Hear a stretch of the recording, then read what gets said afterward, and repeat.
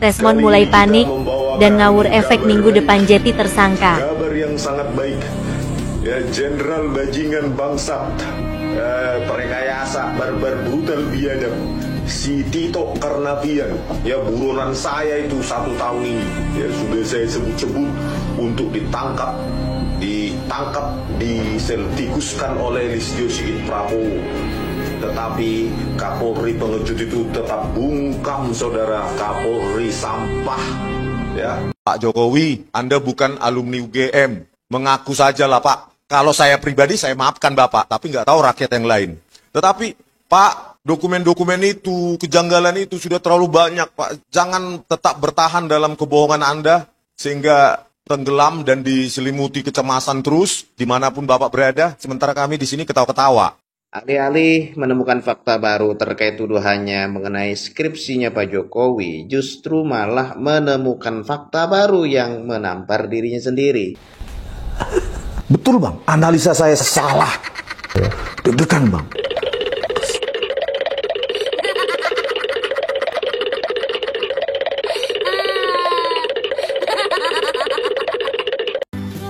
Nama Bapak Joko Widodo.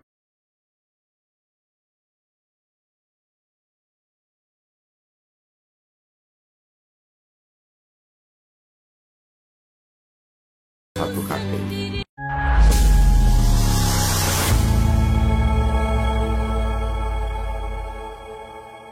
Assalamualaikum warahmatullahi wabarakatuh, saudara-saudaraku sebangsa dan setanah air. Dimanapun kalian berada, semoga kalian selalu dalam kondisi sehat walafiat.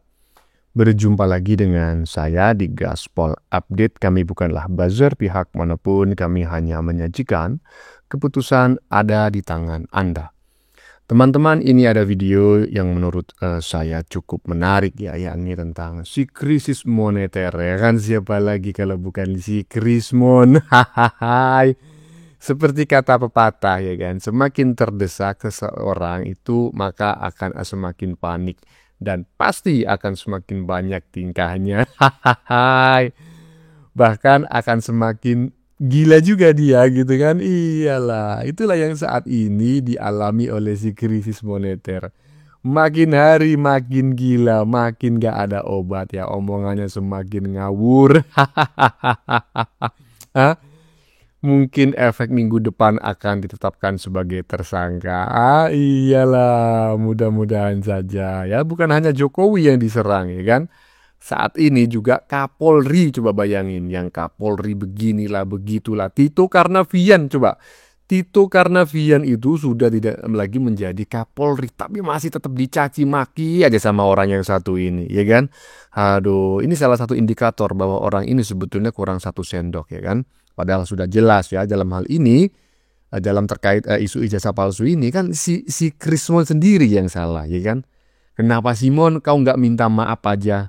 Kenapa kau malah menuduh Jokowi dan meminta Jokowi yang meminta maaf? Kan seharusnya kau yang meminta maaf, Mon, karena kau yang salah. Kau malah sebaliknya, kau semakin menuduh Jokowi, ya kan, yang katanya bukan alumnus UGM, ya kan.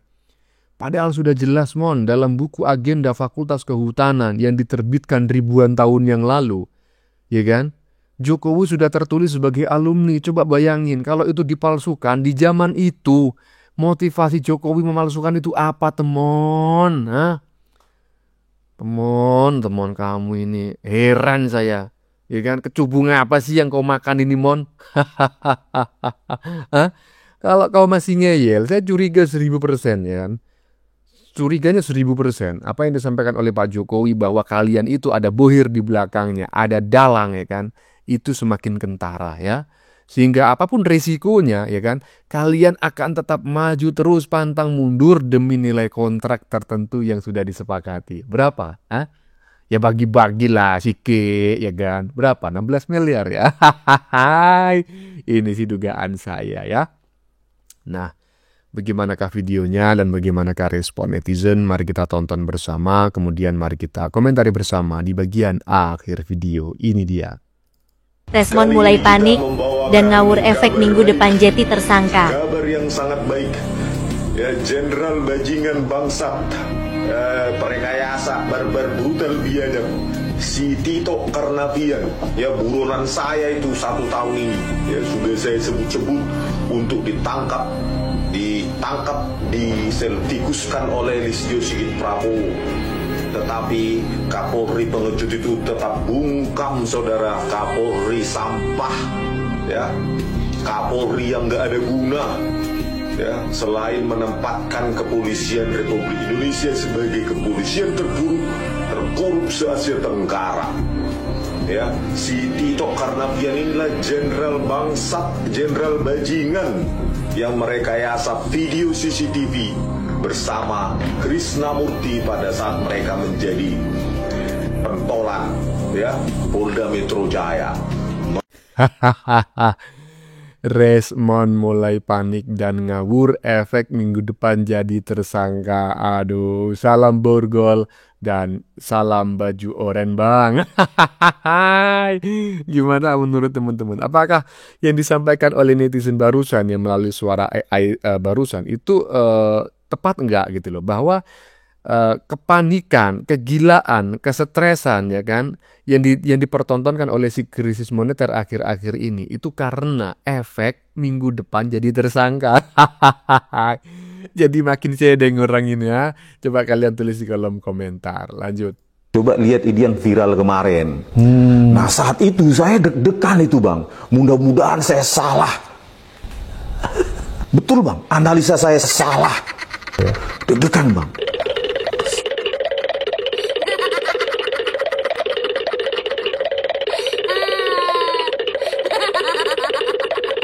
Nah, ya itu Mon, kalau kau ngerasa, walaupun sebetulnya teman-teman ya, konteks yang disampaikan oleh si krisis moneter ini gak seperti ini sengaja dipotong oleh netizen gitu ya, kemudian dijadikan background video yang baru saja kita saksikan. Tetapi ya kan, saya memang sependapat dengan isinya gitu loh, bahwa kau ini memang salah Mon, ya kau memang keliru.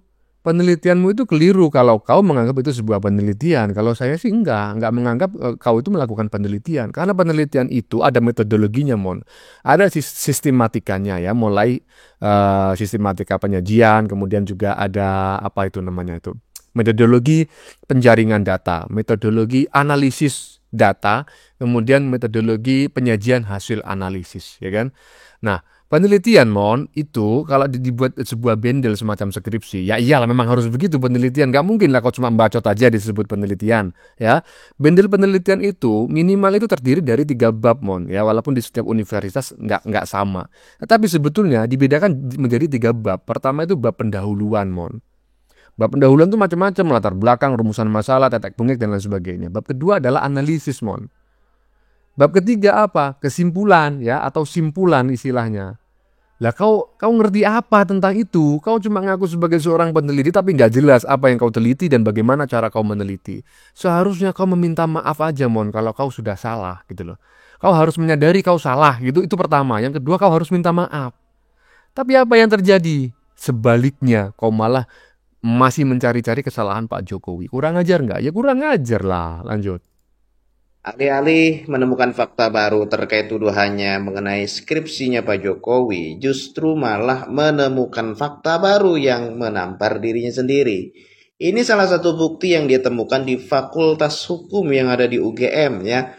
Skripsi tahun 81 yang dia temukan tidak memiliki tanda tangan. Ini salah satu buktinya. 81. Ya, tidak ada tanda tangan tadi. Oh ya, saya juga kurang tahu. Jadi menurut saya ya Bang Rismond Sianipar, lebih baik itu yang tidak ada tanda tangannya di seluruh skripsi yang ada di UGM. Lebih baik Mas Rismond laporin aja, berarti mereka itu tidak lulus. Oke, sekian dan terima kasih. Nah ini ya kan, ini makanya kan sebodoh-bodohnya orang gitu ya.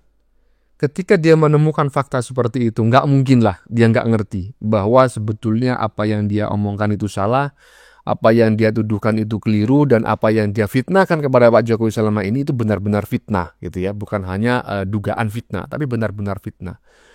Kok bisa begitu bang? Ya iyalah, ketika dia menganggap ijazah Pak Jokowi itu palsu karena skripsinya bermasalah, nggak ada lembar pengesahan dan lain sebagainya. Ketika dia melihat banyak skripsi lain yang juga lembar pengesahannya itu tidak ada, seharusnya kan dia sadar diri, oh kalau begitu, memang nggak semua skripsi itu ada lembar pengesahannya. Nggak semua skripsi ada lembar pengesahannya. Pasti ada, tapi nggak semuanya ditandatangani. Sudah sering saya sampaikan dalam beberapa kesempatan. Skripsi saya, nggak ada tanda tangannya. Kenapa? Karena skripsi itu baru dibendel setelah ujian selesai. Ujian dinyatakan lulus, disuruh ngerevisi, setelah direvisi baru dijilid. Ya kan? Jadi penjilitan itu jauh setelah ujian skripsinya. Ya kan? Iyalah, ujian skripsi jarang sekali yang lulus dengan sempurna, pasti disuruh merevisi. Tolong ini direvisi, ini direvisi. Dinyatakan lulus dengan catatan direvisi. Nah, ngerevisinya bisa 1 bulan, ya kan? Bisa 2 bulan, baru selesai. Begitu dijilid, dosennya udah nggak ada, udah ngilang, ya kan? Sulit ditemui. Jadinya langsung diserahkan ke perpustakaan. Itu yang saya alami gitu loh. Lanjut. Seorang peneliti yang menyimpulkan hasil risetnya dan kemudian terbukti salah, sesungguhnya bukanlah sebuah aib atau sebuah kesalahan yang patut untuk kemudian kita mempersalahkan sang peneliti. Sebab bagaimanapun seorang peneliti hanya menghasilkan sebuah hipotesis atau pernyataan yang rendah.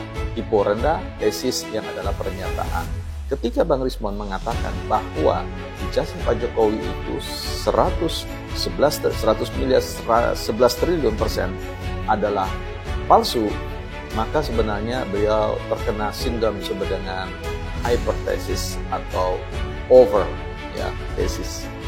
Dan ini menjadi sebuah hal yang memukul beliau ketika beliau ingin melakukan verifikasi di Gajah Mada untuk menyatakan, membuktikan, meyakinkan bahwa ijazah Pak Jokowi adalah palsu adanya.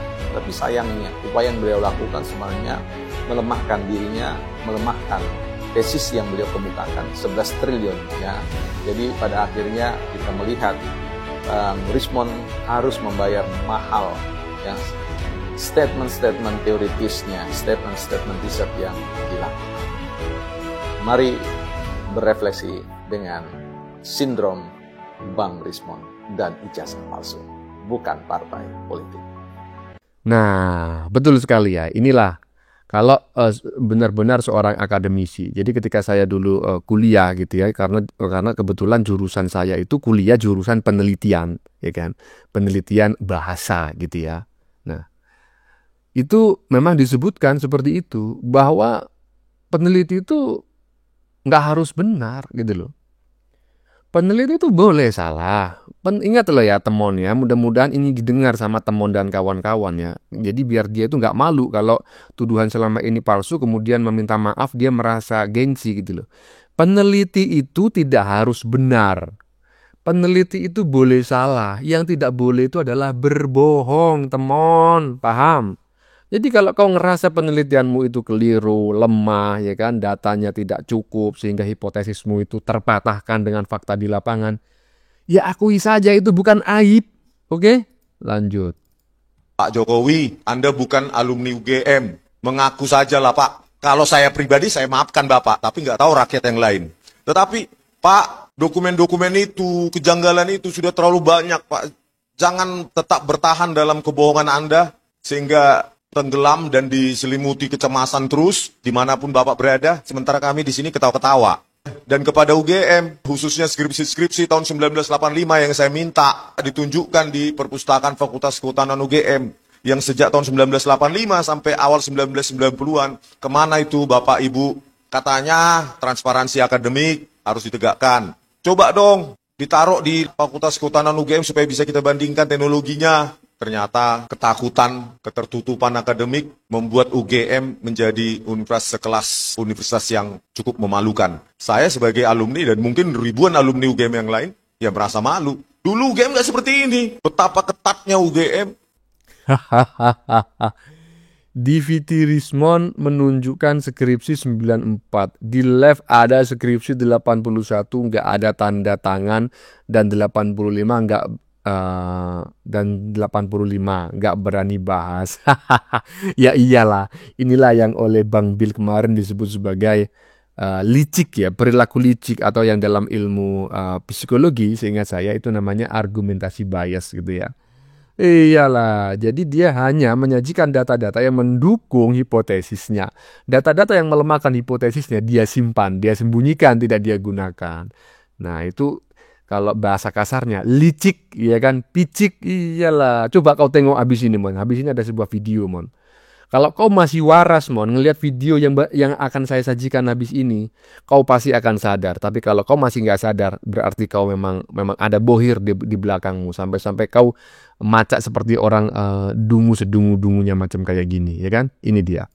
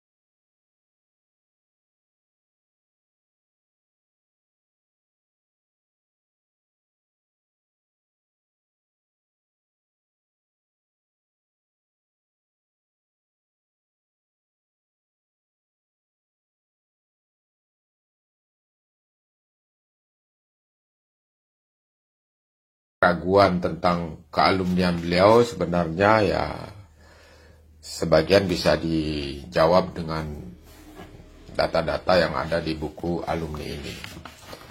Sebenarnya kalau memang ijazahnya diragukan, ya sebaiknya pihak-pihak yang meragukan itu mendatangi langsung alma mater kami, Universitas Gadjah Mada, khususnya Fakultas Kehutanan, untuk melihat bukti-bukti akademik yang ada di alma mater.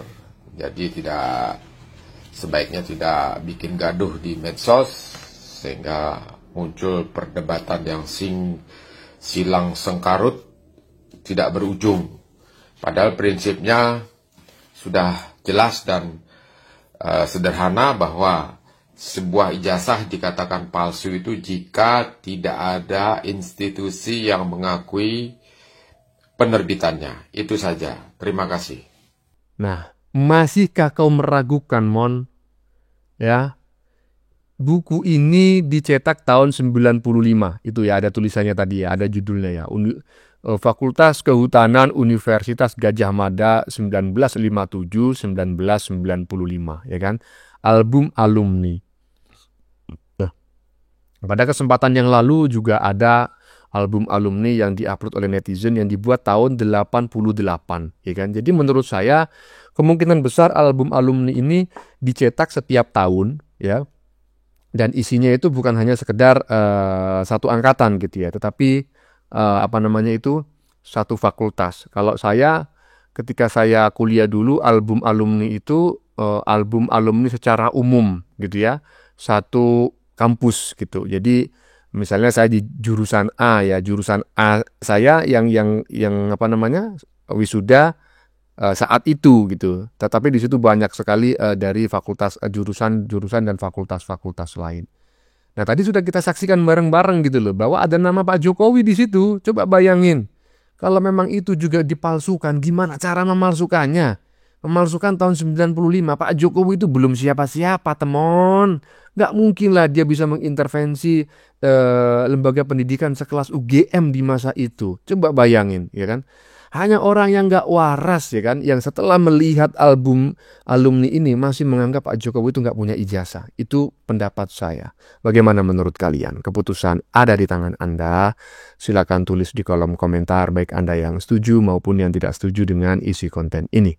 Sebelumnya saya memohon maaf jika dalam penyajian konten ini ada kata-kata yang menyinggung, kurang tepat penggunaannya, atau ada data yang dianggap keliru atau salah. Saya memohon maaf yang sebesar-besarnya. Kita jumpa lagi di lain video. Salam NKRI.